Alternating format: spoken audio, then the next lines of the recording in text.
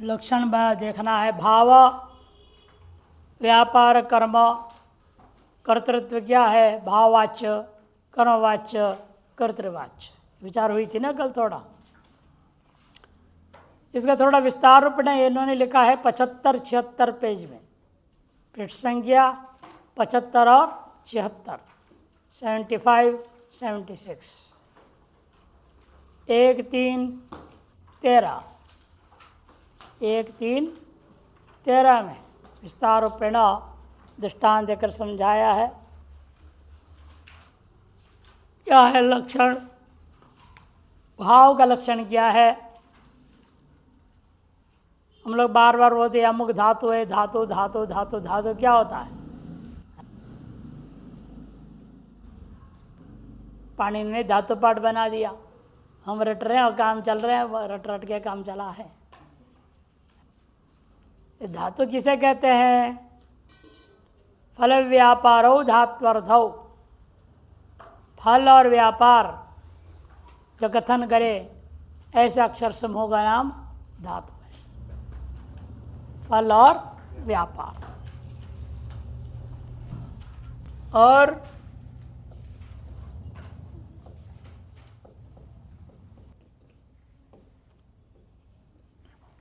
फल और व्यापार ये दोनों धातु का अर्थ है। व्यापार शब्द का अर्थ सामान्यतः यहाँ केवल क्रिया को लिया जाता है।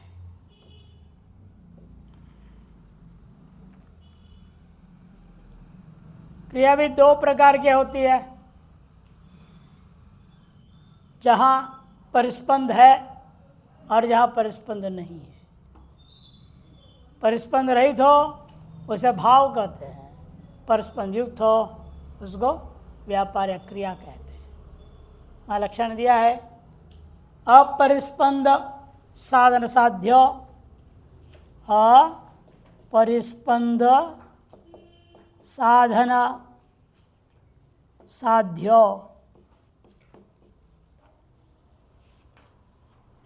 अपरिस्पंदन साधन साध्य धात्वर्थ भाव। धात्वर्थो भाव। और यहाँ अ को हटा करके परिस्पंद लिख देंगे। परिस्पंद साधन साध्य धात्वर्थो व्यापार, माने क्रिया।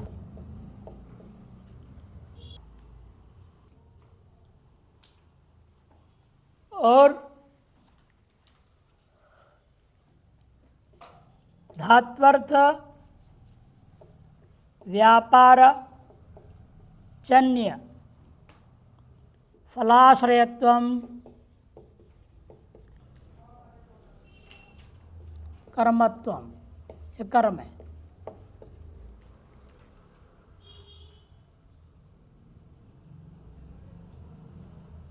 ये सब नहीं है उसमें, केवल एक ही दिया है उन्होंने, ये वाला दिया है पुस्तक में, बाकी नहीं है।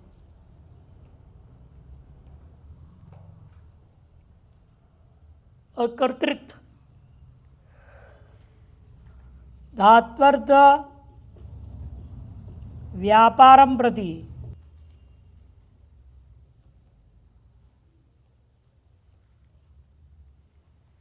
स्वतंत्र कारकत्वम,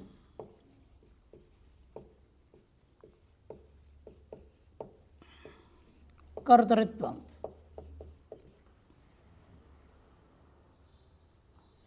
जैसे दृष्टांत हम लोग लिए थे,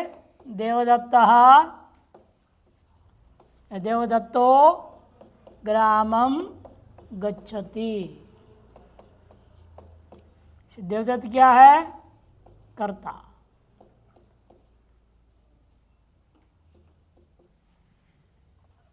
ग्राम को हम कहते हैं कर्म।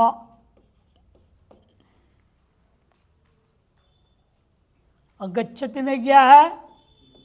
गम धातु है और लट लकार प्रथम पुरुष एक वचन है।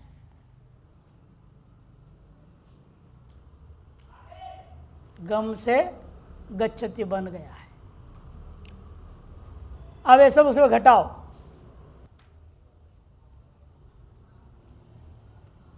गम में दो चीज़ है, बताया ना, धात्वर्थ में फल और व्यापार।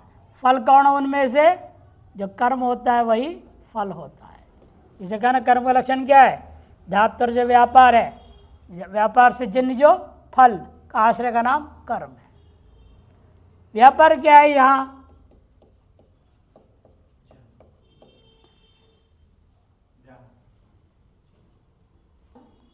ये क्या हो रहा है? पैर चल रहा है। पैर चलने का मतलब क्या हुआ? चलने का मतलब क्या होता है? क्या होता है चलन के मतलब क्या?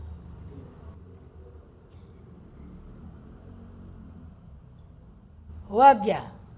अब यहाँ से आप यूँ यूँ जा रहे हैं, का मतलब क्या हुआ? पूर्व देश से विभाग, उत्तर देश से संयोग हो रहा है। नहीं समझ में आई? अरे यहाँ थे, यहाँ जा रहे, मैंने क्या हुआ? यहाँ संयोग है ना। अब क्या है यहाँ पे? संयोग। यूँ किया आपने, आगे से हो गया कि नहीं? तब ऐसे रहेंगे तो आगे बढ़ेंगे कैसे? तो यहाँ से विभाग करना पड़ेगा, इसको अलग करना। यूँ मैंने पूर्व देश का विभाग हुआ, उत्तर देश का संयोग हुआ, विभाग संयोग करते करते आप गांव पहुँचेंगे। नहीं तो वहीं चिपक जाएंगे, वहीं रह जाएंगे ना। विभाग होना पड़ेगा, यहाँ से कटना पड़ेगा, उधर आगे बढ़ना पड़ेगा। तो पूर्व देश का विभाग, उत्तर देश का संयोग होना, ये क्या है? व्यापार है, गमन रूपी व्यापार है। ये भोजन करना ये भी व्यापार है। यहाँ क्या व्यापार हो रहा है? चरवणम, चबा रहे हैं।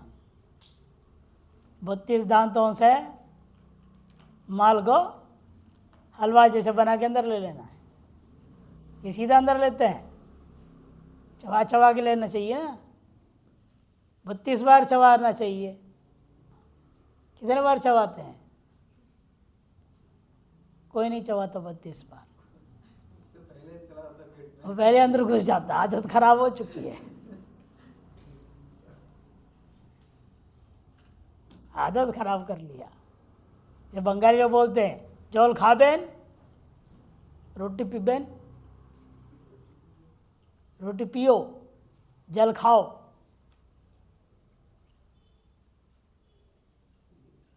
मन इतना उसको चबाना चाहिए, पीने के बराबर हो जाए रोटी।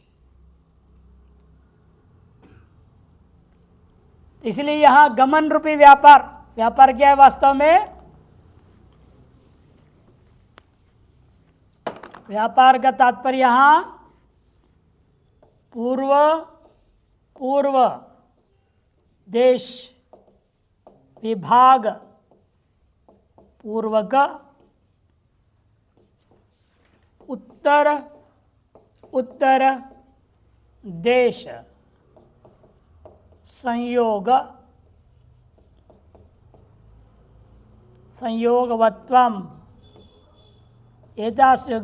संयोग होने का नाम क्या है? गमनम। ये गमन है। पूर्व देश का विभाग पूर्वक उत्तर देश संयोग का लगातार होने वाले का नाम गमन होता है। तार गमन रूपी व्यापार करते करते हम कहाँ पहुँच गए? ग्राम में पहुँच गए। ये व्यापार जन्य धात्वर्थ हो गया, गम है धातु, धात्वर्थ हो गया व्यापार, उसे जन्य फल हो गया का आश्रय ग्राम हो गया। ऐसे ग्राम का नाम कर्म हो जाएगा। और एतार से व्यापार करने में जो स्वतंत्र है उसका नाम कर्ता। धात्वर्थ व्यापार के प्रति जो स्वतंत्र कारक है उसका नाम, उस कारक के स्वतंत्र इसलिए है वो कि उसके अधीन बाकी सब साधन का इस्तेमाल होता है।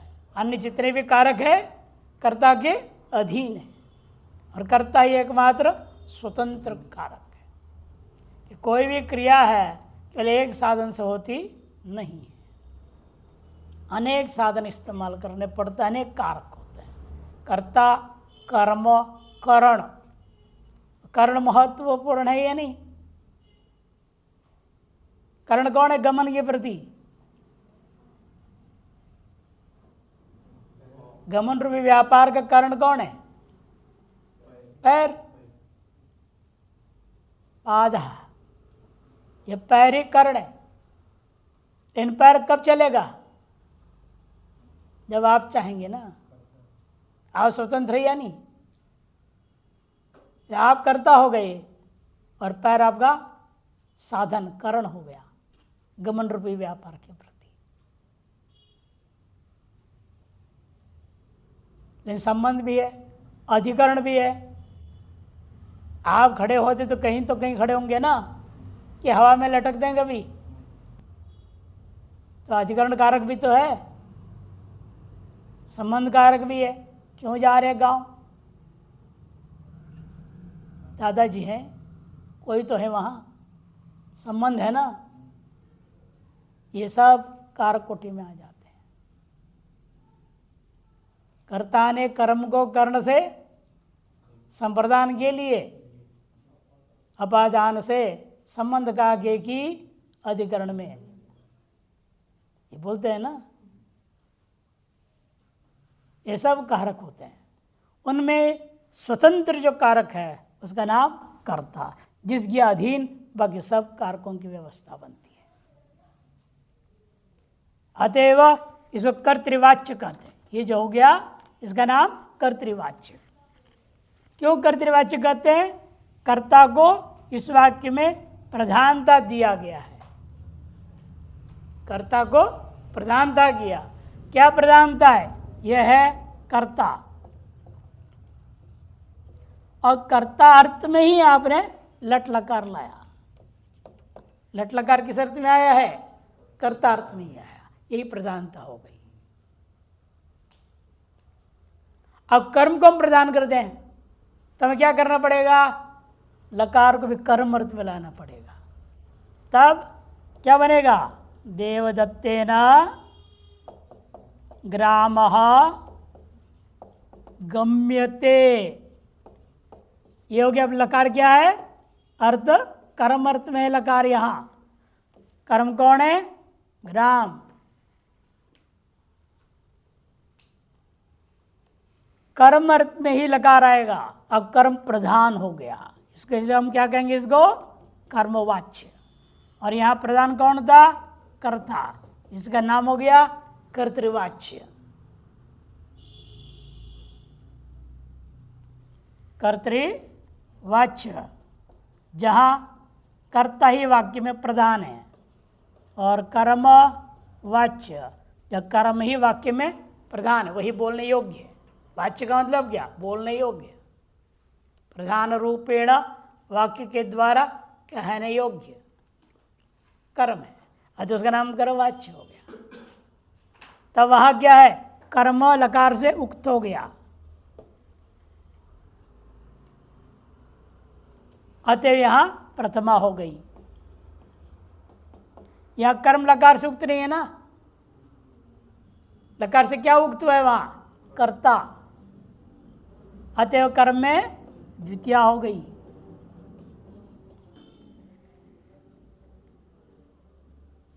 और वह कर्ता उक्त है, अतः यहां प्रथमा हो गई। जो उक्त हो जाता है प्रथमा बन गया।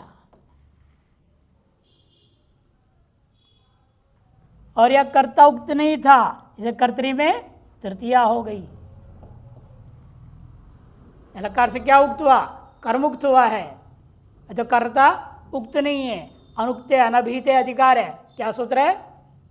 अनभिहित है। रटे है ना? अनभिहित है, उसके अधिकार में। अनुक्त होगा तो तृतीया हो जाती है। इसलिए लकार किस अर्थ में ला रहा हूं उसके ऊपर इन सब की विभक्ति तय हो जाती है। भावाच्य में क्या है? अपरस्पंद साधनजन्य क्रियाश्रित का नाम भाव है।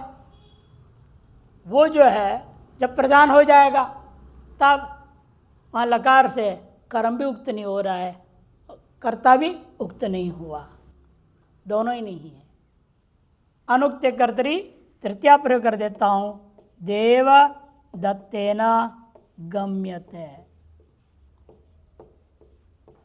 भाव लकार और कर्म लकार दोनों का रूप एक जैसे दिखता है। गम्यते भाव में भी बनेगा, कर्म में भी गम्यते ही बनेगा। इन भाव में है या कर्म में कैसे पता चलता है? जब आप देखेंगे कर्म बीच में नहीं है तो समझो भाव लकार है, और कर्म है और प्रतिमांत है, समझो वो लकार कर्मवाच्य है, कर्म में लकार आया हुआ है। ये तीन अर्थों में लकारों को कौन लाता है? सूत्र क्या है? लह कर्मणि च भावे च अकर्म के भ्यः, लह कर्मणि च भावे च अकर्म के भ्यः, सूत्र है ना, वो लाता है लकारों को कर्तार्थ में, कर्म अर्थ में और भाव अर्थ में लाता है। ये तीन अर्थों में ही होता है, पूरा तिङन्त का सार है। अच्छा, यहाँ भाव उक्त हुआ है तो कर्ता उक्त नहीं, तो कर्ता में क्या हो गया? तृतीया। अनुक्ते कर्तरी तृतीया होगी दोनों में।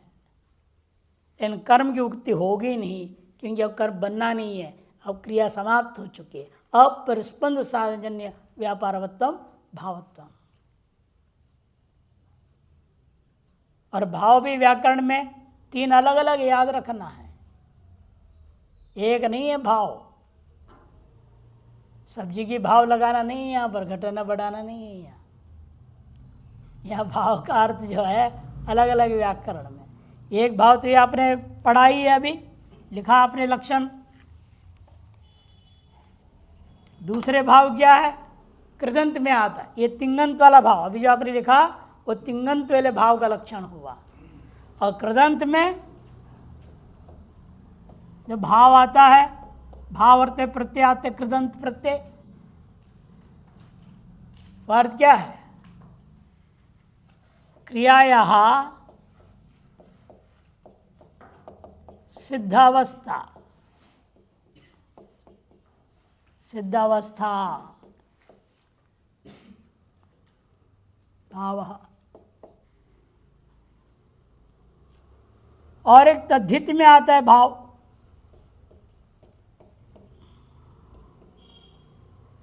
तिङन्त भाव अलग है,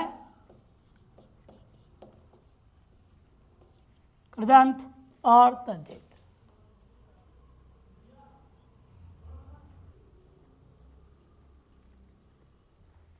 यहां भाव का अर्थ क्या है तद्धित का? प्रकृति जन्य बोधे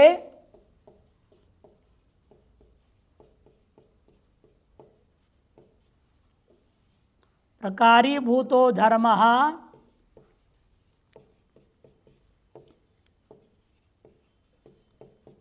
भावः।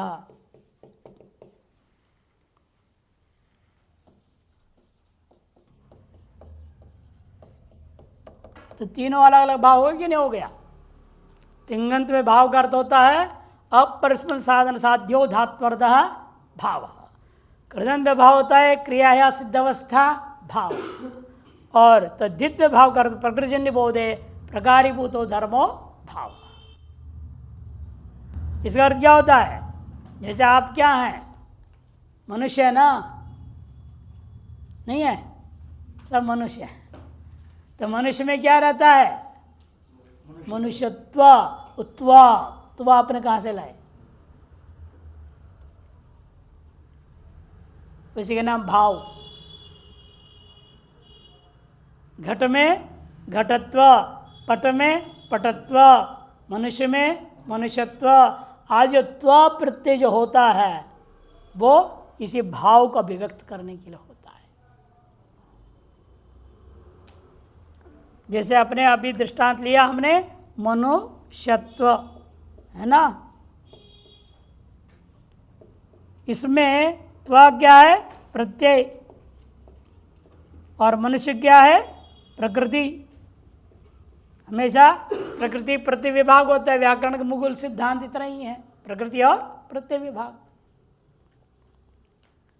प्रकृति जन्य बोधे मनुष्य, यह सुनते ही आपकी बुद्धि में जो ज्ञान पैदा होता है, क्या ज्ञान पैदा हुआ? ये पशु नहीं है। यही तो है ना व्यावर्तन में, यह मनुष्य है का मतलब यह पशु नहीं है। क्यों? तब क्या उसका प्रकारी भूतो धर्म। हर एक शब्द में 3 भाग है, विशेष्य, विशेषण और संबंध। विशेषण को यहाँ प्रकार कहते हैं। जैसे इसी शब्द में ले लेंगे हम तीनों एक भाग देखें। मनुष्य शब्द है, मनुष्य ये जो शब्द क्या है? विशेष्य है।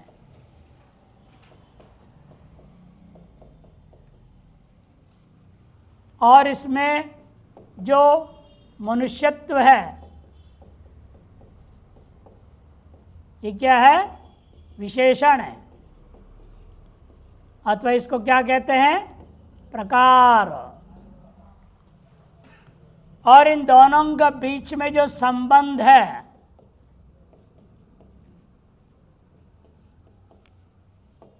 इसका दूसरा नाम क्या संबंध का? संसर्ग। अधिकतर क्या मानते हैं नैयायिक आदि? समवाय संबंध बोलते हैं। जाति में, व्यक्ति में जाति, ये क्या है? मनुष्य क्या है? व्यक्ति कहा जाता है। मनुष्यत्व को जाति कहते हैं। मनुष्यत्व रूपा जो जाति है मनुष्य रूपी व्यक्ति में समवाय संबंध से रहता है। नैयायिक आदियों के दृष्टिकोण में, वेदांत व्याकरण आदि में तादात्म्य संबंध कहा जाता है।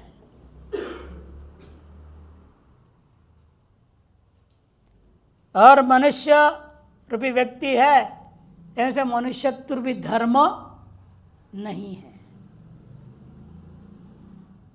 अधिकतर सब लोग यही है ना, देखने में तो मनुष्य शरीर से, भीतर से पशु है। मनुष्य रूपेण मृगाश्चरन्ति कहा है, इसीलिए मनुष्य रूपेण मृगा मैंने पशु चर रहे फिर रहे, देखने में मनुष्य दिखते हैं, सब राक्षस है अंदर से। चल खाओ पियो मौज करो मस्त करो सो जाओ, दूसरों को लूटो कसोटो।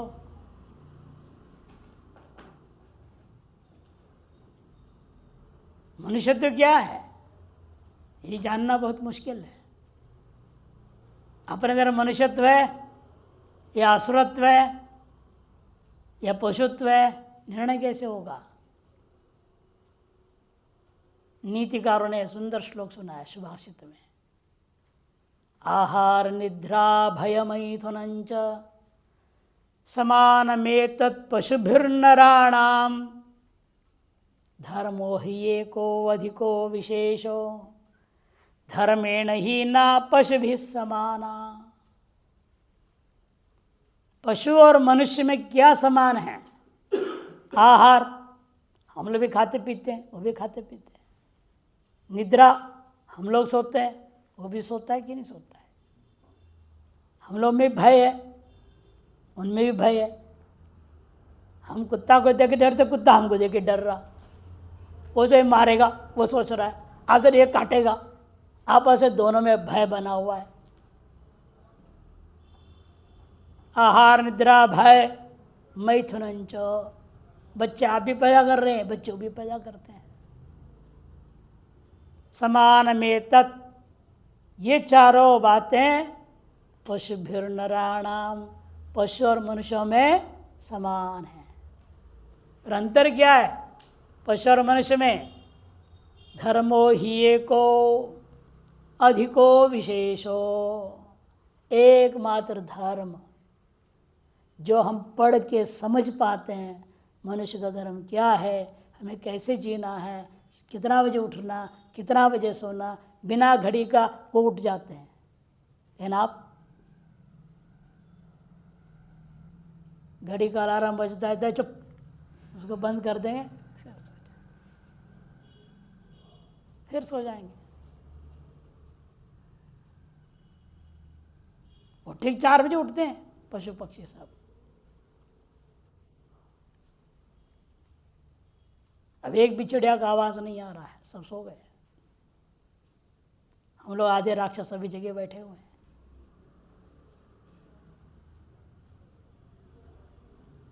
तो इसलिए ये समझने की चीज़ें मनुष्य तो शास्त्रों से समझ में आती है।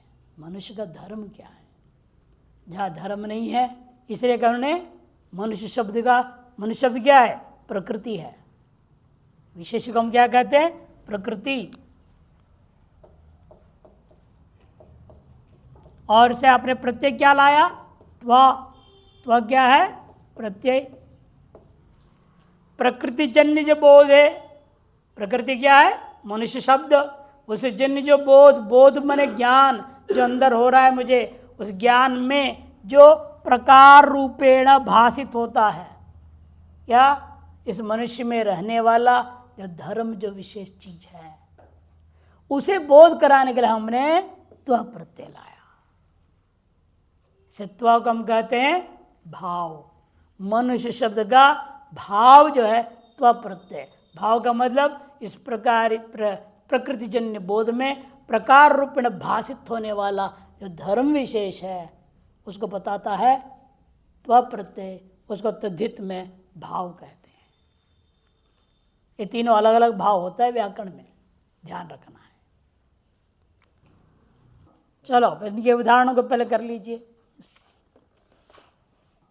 क्या उदाहरण था, द्योतितम अनेना द्युतितम अनेना, द्योतितम अनेना, द्युता दीप्तौ धातु है, द्युता दीप्तौ, दीप्ति,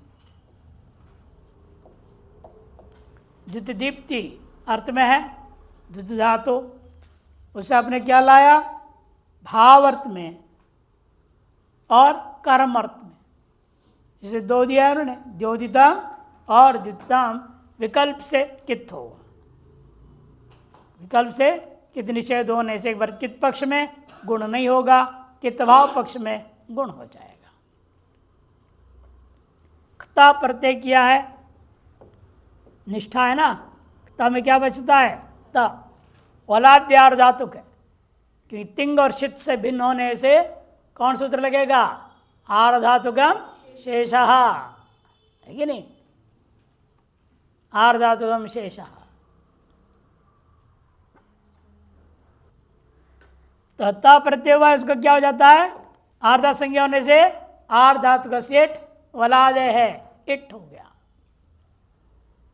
अब इस सेठ निष्ठा को क्या कर दिया सूत्र ने, उत्पधात, क्योंकि ये क्या है, वो उपधा में है। कैसा हुआ ये, ह्रस्व है, इसे उत, और इसकी उपधा संज्ञा कौन करेगा, अलोन्त्यात पूर्वोपधा। उपधा संज्ञा होने पर उदुपधा वाला धातु है, सूत्र कहता है उदुपधा धातु से भाव या कर्म अर्थ में आया हो। भाव अर्थ में कौन सा सूत्र लाता है, नपुंसके भावे क्तः, सूत्र है नपुंसके भावे क्तः, आगे दिया है वहाँ। और कर्म अर्थ में कौन सूत्र लाता है, आदि कर्मणि निष्ठा वक्तव्या, वार्तिक है, आदि कर्मणि निष्ठा वक्तव्या। इस वार्तिक से आदि कर्म अर्थ में निष्ठा क्त और क्तवतु आता है।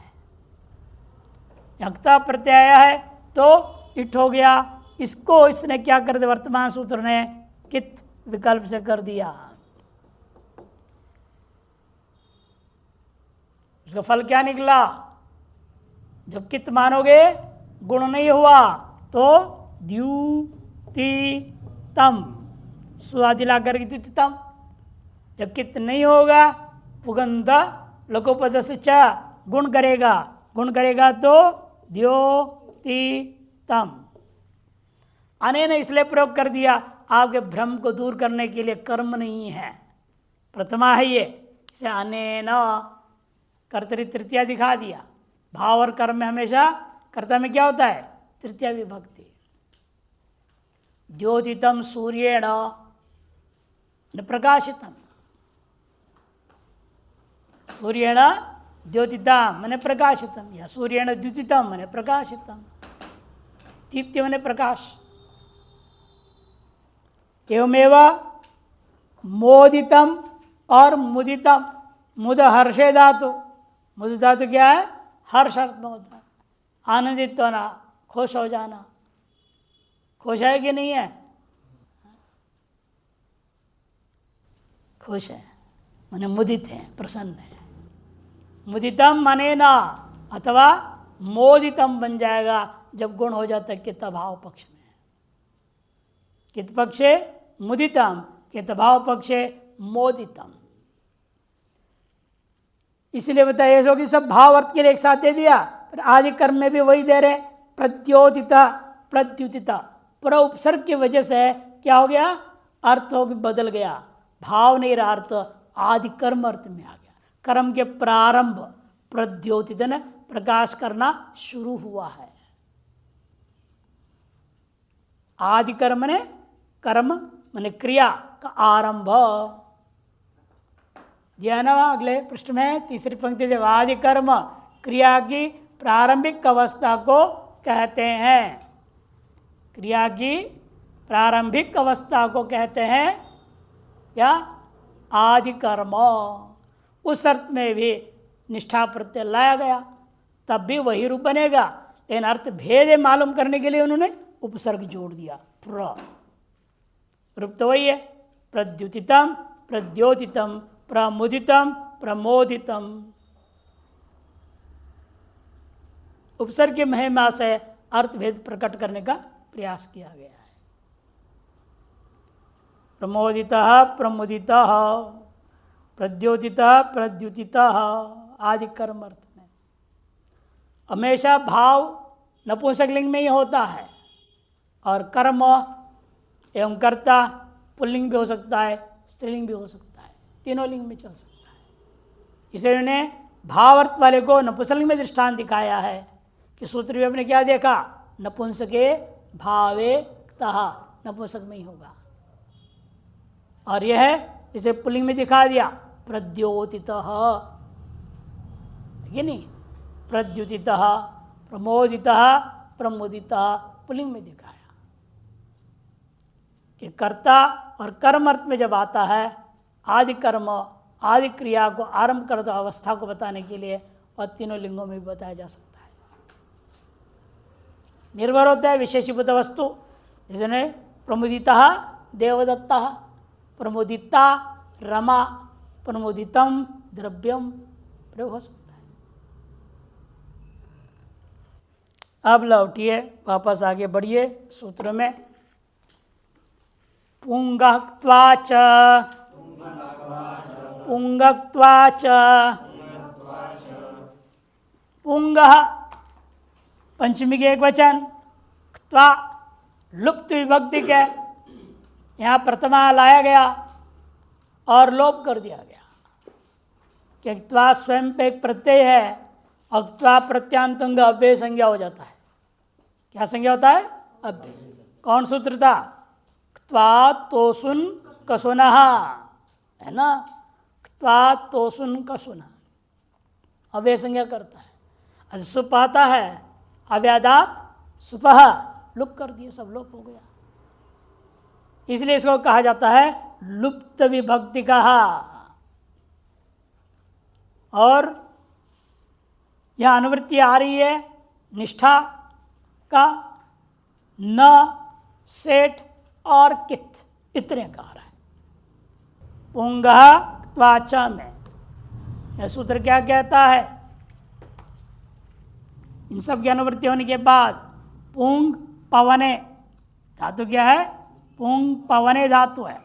उस धातु से परे सेठ कित जो निष्ठा है, कित है, उस सेठ के निष्ठा को तथा सेठ त्वा को, निष्ठा को भी च से निष्ठा आ गया है, इसे निष्ठा से आगे नहीं जाएगा अब, क्योंकि नियम क्या है अनुवृत्ति के लिए? चाद अनुवृत्तम नोत्तरत्र, लिख लो, चाद अनुवृत्तम नोत्तरत्र, ये नियम होते हैं अनुवृत्ति का। जो चकार से किस चीज़ का अनुवृत्ति करके ले आया तो सर आगे वो नहीं जाएगा, फिर आगे आपको लाना है तो दोबारा बोलना पड़ेगा सूत्र में, पानी नहीं बोलेंगे तब आएगा, नहीं तो नहीं आएगा। चाद अनुवृत्तम, या कहीं पाठभेद है, चाद अनुकृष्टम करके पाठ है, चाद अनुकृष्टम नोत्तरत्र या चाद अनुवृत्तम नोत्तरत्र, ये पाठ है। इसलिए निष्ठा इसी सूत्र तक आया, यहीं तक रहेगा और आगे नहीं जाएगा। बीच में निष्ठा चला, पहले भी क्त्वा था, पहले भी क्या था, क्त्वा को चल रहा था, कित को अकित किए थे, फिर बीच में निष्ठा लाए, इसलिए अब क्त्वा हट गया था, दोबारा त्वा दिखा लाना पड़ा। लेकिन इससे आगे फिर त्वा जाएगा, लेकिन निष्ठा नहीं जाएगा, कि च से निष्ठा ये समाप्त कर दिया। 1 2 12 में जो है क्त्वा था, 1 2 12 में था, काफ़ी दूर तक गाया, फिर निष्ठा चला। अब निष्ठा चलने के बाद दोबारा क्त्वा लाया, ताकि निष्ठा को समाप्त कर दिया, यहाँ से आगे नहीं जाएगा। सूत्रार्थ लिख रहे हैं कि अस्मात् धातु पुंग पवन वादि का आत्मपदी है, गित्वात् अस्मात् धातु परासिट निष्ठा और त्वाच कित न भवती, विकल्प से जो प्राप्त हो रहा था उसको निषेध, नित्य ही निषेध कर दिया, कित बिल्कुल नहीं होगा बोल दिया, कित न भवती। अतएव रूप क्या बनेगा, पवितः, पवितवान और पवित्वा। कितना होने से गुण हो रहा है, कितना होने का फल क्या है, सार धातु का आर धातु का यो से गुण हो गया। पू धातु है, पू में क्या बचेगा, पू। और प्रत्यय क्या ला रहे हैं आप, निष्ठा। निष्ठा मैंने क्त अथवा क्तवतु अथवा क्त्वा भी ले रहे हैं आप। क्त्वा में त बचा, तवतु में तवत, और त्वा में त्वा बचा हुआ है। ये तीनों ही कैसे हैं, आर धातु के शेष से आर धातु संज्ञा हो जाएगा, अतः तीनों को आर धातु वाला जैसे इट होगा। तो पू धन इता अतः इतवत एवं इत्वा बन गया। और इसको जो कित है तीनों के तीनों, लेकिन यह सूत्र ने कित निषेध कर दिया। कित निषेध करने से क्या हो गया, गुण हो जाएगा, ये कह दिया।